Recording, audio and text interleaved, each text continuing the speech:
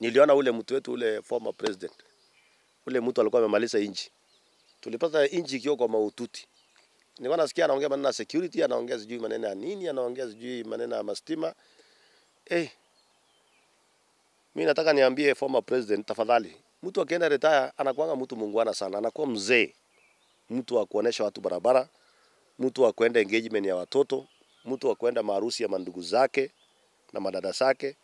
Hakuna kitu ulisahau. Sisi ndio tulikusupport na tukakupatia uongozi ya miaka 10. Na tukasimama na wewe. Lakini tu term yako ilikuwa mbaya.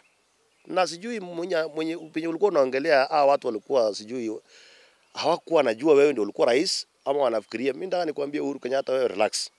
Wacha uongozi, waachia huyu ndugu yako aongoze.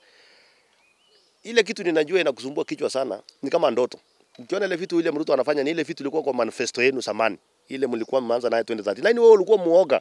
Uliogopa maneno ya housing, uliogopa hii maneno yote, kubadilisha maneno ya masomo nini. Sasa hii inakusumbua kichwa, unaona mwingine anafanya.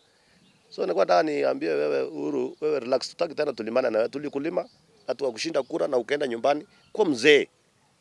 Hauwezi pata uongozi mwingine tena na uwezi ukaongoza kwa kona nyingine, ushamaliza.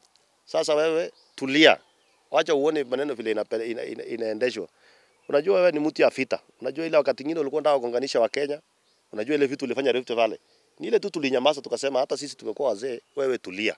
Sasa hii maneno unataka tena kurudi kwa siasa, my friend, hauna nafasi na hakuna nafasi ya hii Kenya watu kugongana tena.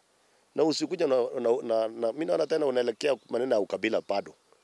Ugonjwa iko hiyo, sijui ni ugonjwa gani hiyo. Watu wasema tukwambie wewe tulia. Uone vile kazi itafanyika.